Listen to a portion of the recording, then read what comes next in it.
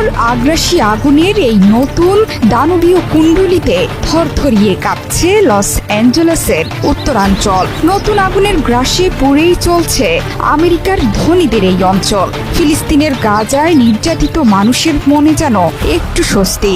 আমেরিকার Los Angeles পোড়াকে গাজার মানুষের নির্বিচারে নির্যাতনের বিচার বলছেন বহু মানুষ।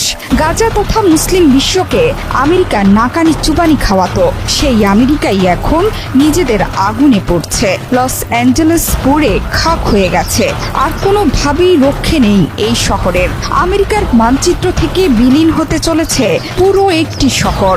এই লস অ্যাঞ্জেলেসে যারা বসবাস করতেন তারা বিশ্ববিখ্যাত ধনকুবের হলিউডি তারকা, তারা বিলিয়নিয়ার। কিন্তু এখন লস অ্যাঞ্জেলেসের প্যালিসেডস এবং ইটন একেবারে ভুতুড়ে নগরীতে পরিণত হয়েছে।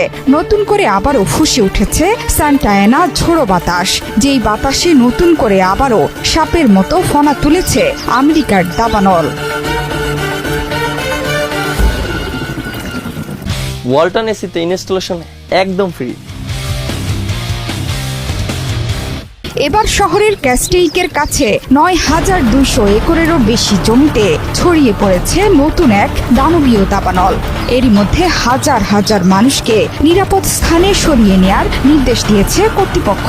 স্থানীয় সময় বুধবার সকাল 10:৪৫ ক্যাস্টেইক লেকের কাছে নতুন করে ফুঁসে ওঠে দাবানল।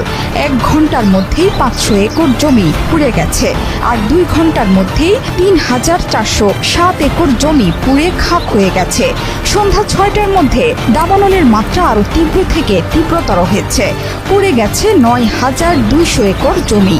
লস অ্যাঞ্জেলেসের ফায়ার ডিপার্টমেন্ট জানিয়েছে আবহাওয়ার কারণেই এত ভয়ঙ্করভাবে ছড়াচ্ছে আগুন। পরিস্থিতিকে জটিল বলেছেন জাতীয় বন প্রধান রবার্ট গার্সিয়া। ক্যাস্টেইকের দাবানল নিয়ন্ত্রণে পাঠানো হয়েছে ৪,০০০ দমকল কর্মীকে। ক্যাস্টেইক লস অ্যাঞ্জেলেসের সান্টা ক্লারিটা থেকে প্রায় ১৫ মাইল উত্তর পশ্চিমে জাতীয় বনের ঠিক পাশেই। সেখান থেকেই উঠেছে ধোঁয়ার কুণ্ডলী।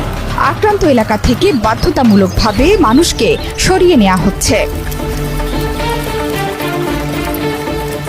এছাড়া ভেঞ্চুরা কাউন্টি থেকে মানুষকে বৃহস্পতিবার সকাল পর্যন্ত সরিয়ে নেওয়ার কাজ চলবে। Los Angeles County sheriff Robert Luna বলেছেন, এরই মধ্যে ৩১,০০০ মানুষকে বাধ্যতামূলকভাবে স্থানান্তরের নির্দেশনা দেওয়া হয়েছে। আরও ২৩,০০০ মানুষকে সতর্ক থাকতে বলা হয়েছে। শুধু তাই নয়, পিচেস ডিটেনশন সেন্টার থেকেও প্রায় ৪,৫০০ বন্দীকে নিরাপদ স্থানে সরিয়ে নেওয়া হয়েছে। যে কোনো কিছুর জন্য প্রস্তুত